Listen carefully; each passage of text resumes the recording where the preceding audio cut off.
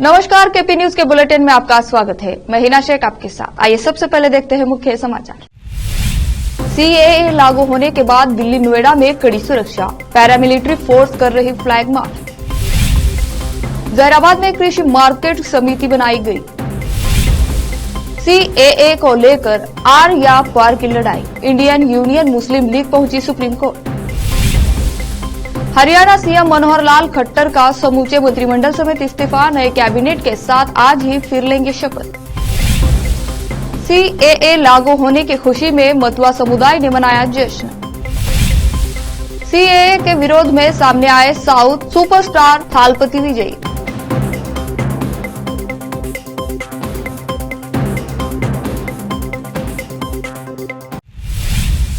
अब समाचार विस्तार से।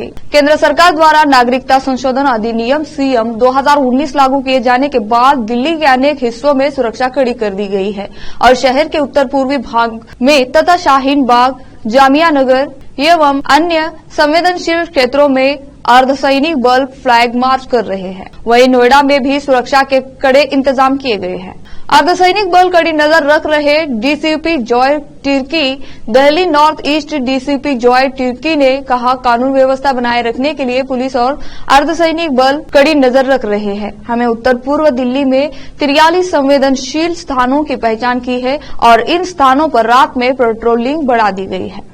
उन्होंने कहा, दिल्ली के उत्तर पूर्व जिले में हर व्यक्ति की सुरक्षा की जिम्मेदारी हमारी है। बता दें कि नागरिकता संशोधन अधिनियम सीएए 11 दिसंबर 2019 को संसद में पारित हुआ था। इसके बाद दिल्ली समेत देश के कई हिस्सों में प्रदर्शन हुए थे। उत्तर पूर्व दिल्ली में 2020 की शुरुआत में इस कानून को लेकर सांप्रदायिक हिंसा की घटनाएं भी देखी गई, जिनमें 53 लोगों की मौत हो गई और 500 से ज्यादा घायल हो गए। जहीराबाद कृषि मार्केट समिति का शपथ समारोह हुआ। एसआई चरण ने अध्यक्ष पद का कार्यभार संभाला। कार्यक्रम में जहीराबाद के प्रभारी मुख्य समन्वयक डॉक्टर ए चंद्रशेखर शामिल हुए। कृषि विभाग पदाधिकारी को कृषि शासी परिषद के सदस्यों ने शपथ दिलाई। इस अवसर पर नवनियुक्त अध्यक्ष ने कहा कि हम किसानों को बेहतर सेवा प्रदान करने के उद्देश्य से काम करेंगे। उन्होंने कहा कि सरकार द्वारा किसानों को दिए जाने वाले कल्याणकारी लाभ प्रत्येक पात्र किसान तक पहुंचाए जाएंगे और उन्होंने कहा कि सरकार द्वारा सौंपी गई जिम्मेदारियों को प्रभावी ढंग से पूरा करने का वह हर संभव प्रयास करेंगे। शपथ ग्रहण समारोह के बाद कांग्रेस समर्थकों ने बड़े धूमधाम से नए अध्यक्ष साई चरण को शॉल और फूलमाला पहनाकर सम्मानित किया। नरेश गौड़ा, किशन राठौड़, वामसी राज, सुजाता, जफर, शेखर, अशोक, अखिल, अमजद मियां, मल्ला रेड्डी, नरसिमल्लू, शंकरप्पा पाटिल आदि ने कृषि मार्केट समिति के उपाध्यक्ष के रूप में जिम्मेदारी ली है। इस कार्यक्रम में कांग्रेस मंडल अध्यक्ष और कई जनप्रतिनिधियों ने भाग लिया। जहीराबाद से नियामतुल्लाह का कवरेज। सीएए पर रोक लगाने के लिए इंडियन यूनियन मुस्लिम लीग ने सुप्रीम कोर्ट का रुख किया है। इंडियन यूनियन मुस्लिम लीग ने नागरिकता संशोधन अधिनियम 2024 पर रोक लगाने के लिए टॉप कोर्ट में एक याचिका दायर की है।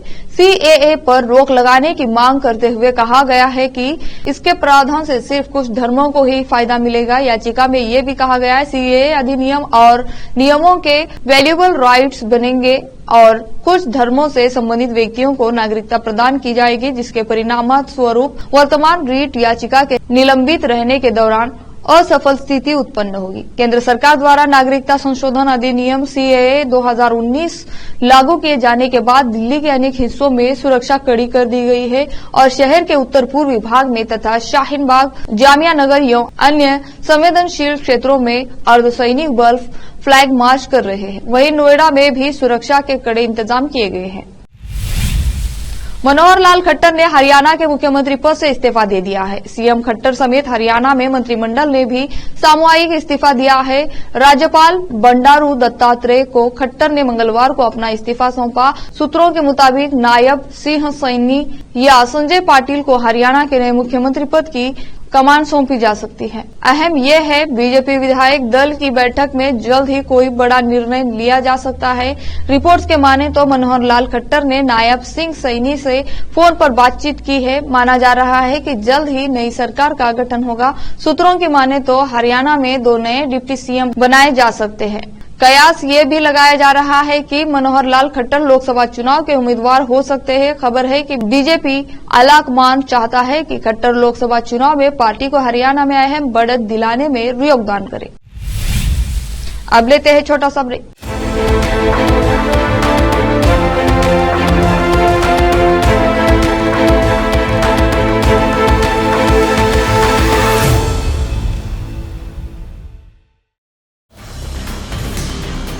हिंदुस्तान के हर कोने में हम हैं मौजूद। 24 घंटे हालात पर गहरी नजर, खबरों से जुड़े चुपते सवालात, और आपको दिखाता है धार्मिक, सामाजिक, राजनीतिक, लोकल और इंटरनेशनल न्यूज की सबसे बेहतर कवरेज, जो आपको रखती है हर पल बाखबर। देश और दुनिया भर की खबर के लिए देखते रहें केपी न्यूज 24/7। ब्रेक के बाद आपका स्वागत है। केंद्र की मोदी सरकार ने सोमवार को नागरिकता संशोधन कानून लागू कर दिया है। कानून लागू होने के बाद सबसे अधिक खुशी पश्चिम बंगाल के मतुआ समुदाय और आसाम व पूर्वोत्तर में बांग्लादेश से आए बंगाली समुदाय में मनाई जा रही है। बंगाल में मतुआ समुदाय ने CAA लागू होने पर सोमवार को उत्तर 24 परगना के ठाकुर नगर स्थित अपने मुख्यालय में जश्न मनाया। समुदाय के लोगों ने कहा, हमारे लिए तो यह एक तरह से दूसरा स्वतंत्रता दिवस है। समुदाय के सदस्यों ने ढोल बजाकर और एक दूसरे को अभिवादन कर जश्न मनाया तथा CAA लागू करने के लिए प्रधानमंत्री नरेंद्र मोदी और केंद्रीय गृह मंत्री अमित शाह के प्रति आभार व्यक्त किया। मूल रूप से पूर्वी पाकिस्तान अब बांग्लादेश के रहने वाले मतुआ समुदाय के लोग विभाजन और बांग्लादेश के निर्माण के बाद भारत आ गए थे। मतुआ समुदाय को हिंदुओं का एक कमजोर तबका माना जाता है। तमिल एक्टर और तमिलनाडु वेट्री कड़गम टीवी के विजय ने CAA कानून के विरोध में अपनी आवाज बुलंद की है।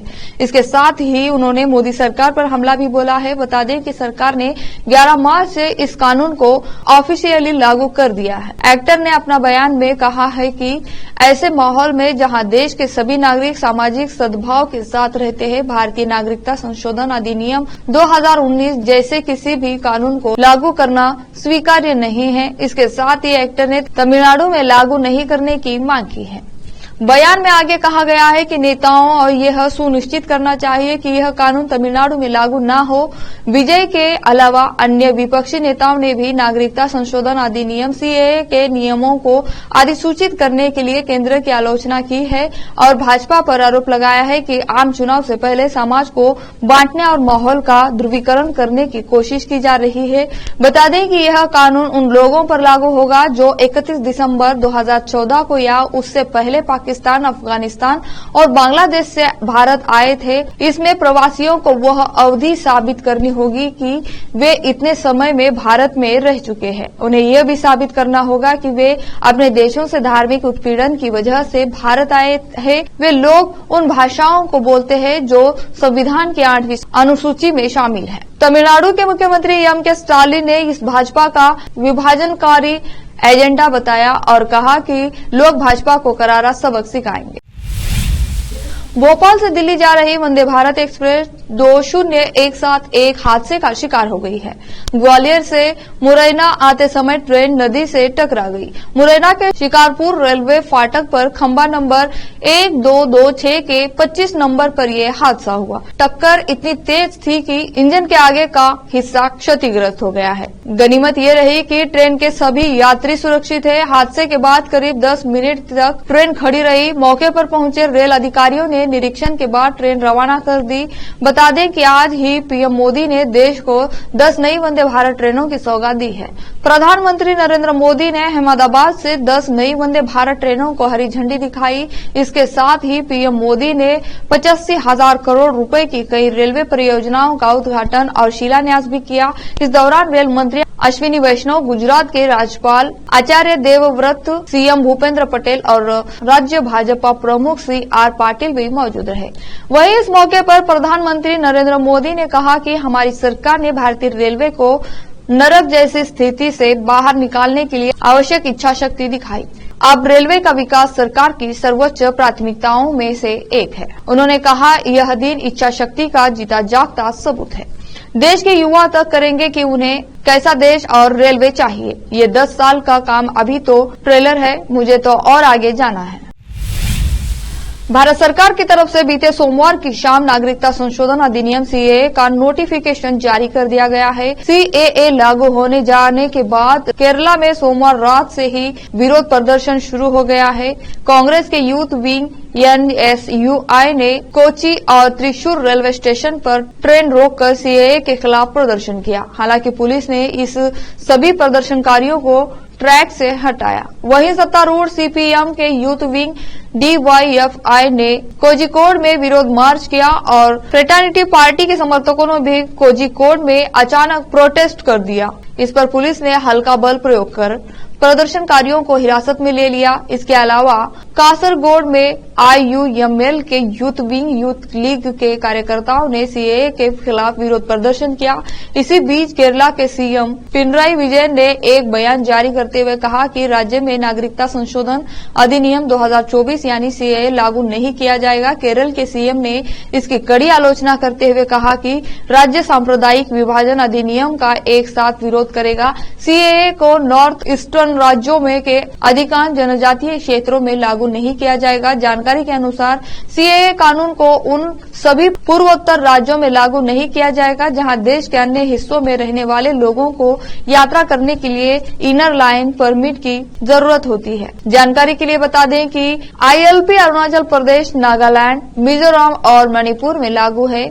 अधिकारियों ने नियमों के हवाले से बताया कि जिन जनजातीय क्षेत्रों में संविधान की 6ठी अनुसूची के तहत स्वायत्त परिषदें बनाई गई हैं, उन्हें भी सीएए के दायरे से बाहर रखा गया है। असम, मेघालय और त्रिपुरा में ऐसी स्वायत्त परिषदें हैं। फिर से लेते हैं छोटा सा ब्रेक।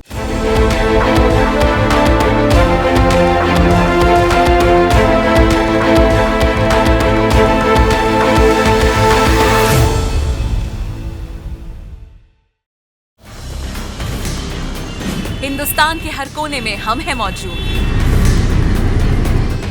24 घंटे हालात पर गहरी नजर,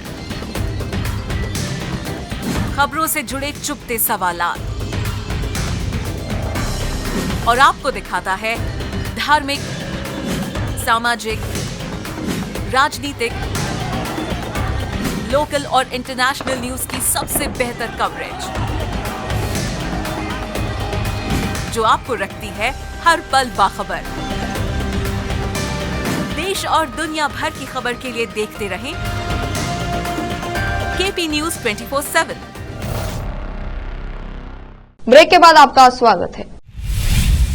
आतंकवादियों और कुख्यात अपराधियों की सांठगांठ के मामले की जांच के तहत मंगलवार को 4 राज्यों और एक केंद्र शासित प्रदेश में छापे मारे। सूत्रों के अनुसार बताया गया है कि इस मामले में NIA द्वारा पंजाब, हरियाणा, राजस्थान, मध्य प्रदेश और केंद्र शासित प्रदेश चंडीगढ़ में 30 स्थानों पर बड़े पैमाने पर छापेमारी की कार्रवाई की जा रही है। इलाहाबाद उच्च न्यायालय ने अंतर्राष्ट्रीय निशानेबाज वर्तिका सिंह की केंद्रीय मंत्री स्मृति ईरानी के खिलाफ मानहानि की शिकायत खारिज करने के सांसद विधायक अदालत के आदेश को चुनौती देने वाली याचिका खारिज कर दी है। उच्च न्यायालय की लखनऊ खंडपीठ ने कहा कि पत्रकारों के सवालों का जवाब देते हुए यदि वादी को कांग्रेस पार्टी अथवा गांधी परिवार से जुड़ा हुआ कहा गया तो ये उनकी मानहानि नहीं है। यह आदेश न्यायमूर्ति फैज आलम खान की पीठ ने वर्तिका सिंह की याचिका पर पारित किया। यह आदेश 5 मार्च को पारित किया गया और सोमवार को अपलोड हुआ। याची ने स्मृति ईरानी पर मानहानि का आरोप लगाते हुए सुल्तानपुर की सांसद विधायक अदालत में आपराधिक वाद दायर किया था, जिससे निचली अदालत ने 21 अक्टूबर 2022 को खारिज कर दिया था। याची ने निचली अदालत के उक्त आदेश को उच्च न्यायालय में चुनौती दी। सिंह का आरोप था कि जब पत्रकारों ने ईरानी से याचिकाकर्ता द्वारा उनके निजी सचिव के खिलाफ लगाए गए आरोपों के बारे में पूछा तो उन्होंने याचिकाकर्ता को कांग्रेस पार्टी का प्यादा और गांधी परिवार से सीधा संबंध रखने वाला बताया। पीठ ने पत्रकारों के साथ स्मृति ईरानी की इस पूरी बातचीत को उद्धत करते हुए कहा कि उन्होंने प्रश्न का जवाब देने से पूर्व दूसरे मामलों पर बात की और इस दौरान याची का नाम भी नहीं लिया। उच्च न्यायालय ने कहा कि जब याची के संबंध में पूछा गया तब ही उन्होंने कहा कि उनके कांग्रेस पार्टी से संबंध है और उनका आपराधिक इतिहास भी है। पीठ ने पाया कि याची के विरुद्ध आपराधिक मामले दर्ज है। अदालत ने यह भी कहा कि स्मृति ईरानी के बयानों को यदि देखा जाए तो वह एक राजनीतिक दल की आलोचना कर रही थी और याची की मानहानि करने का उनका कोई आशय नहीं था।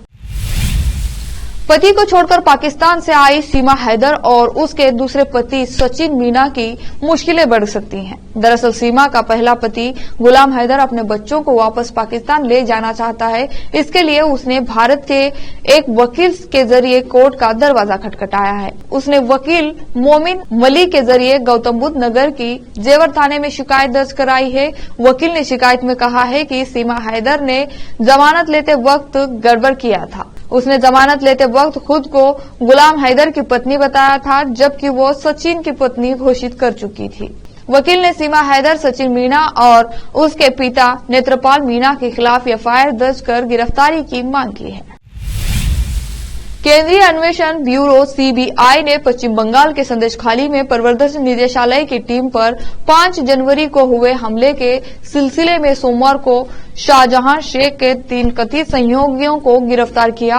अधिकारियों ने यह जानकारी दी। एजेंसी ने निलंबित तृणमूल कांग्रेस नेता शेख के सुरक्षाकर्मी दीदार बख्श को गिरफ्तार किया है, जो हमलों के बाद पश्चिम बंगाल पुलिस द्वारा दर्ज की गई 3 प्राथमिकी में से एक में शिकायत करता है। कलकत्ता उच्च न्यायालय ने इन प्राथमिकी की जांच सीबीआई को सौंप दी है। सीबीआई ने मामले में सरबेरिया गांव के पंचायत प्रधान जियाउद्दीन और एक अन्य व्यक्ति फारूक अनकुंजी को भी गिरफ्तार किया। अधिकारियों ने कहा कि ये तीनों शख्स के करीबी सहयोगी हैं, जिन्हें हमले का साजिशकर्ता माना जाता है। सीबीआई के प्रवक्ता ने एक बयान में कहा, गिरफ्तारी तीनों लोगों को कल मजिस्ट्रेट के सामने पेश किया जाएगा। अधिकारियों ने कहा कि सीबीआई ने सोमवार को मामले में पूछताछ के लिए शेख के 9 करीबी सहयोगियों को बुलाया था। उन्होंने बताया कि एजेंसी को संदेश है कि ये 9 व्यक्ति 5 जनवरी को प्रवर्तन निदेशालय ईडी के अधिकारियों पर हुए हमले में कथित तौर पर संलिप्त थे और इन्होंने ईडी टीम पर हमला करने के लिए भीड़ को उस्काया था। 5 जनवरी को संदेशखाली में शेख के परिसरों पर छापा मारने गई ईडी टीम पर हमला किया गया था।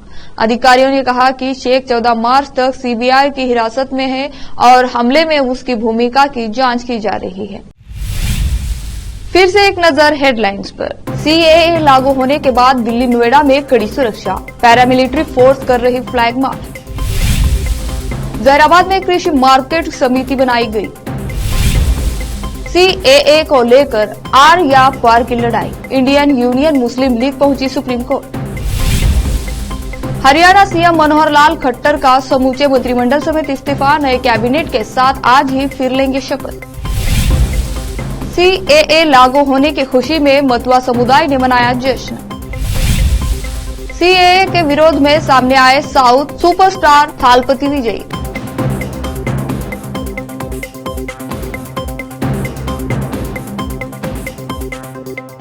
केपी न्यूज के बुलेटिन में आज इतना ही। देश और प्रदेश के समाचारों के लिए जुड़े रहे आपके अपने चैनल केपी न्यूज 24/7 से। धन्यवाद।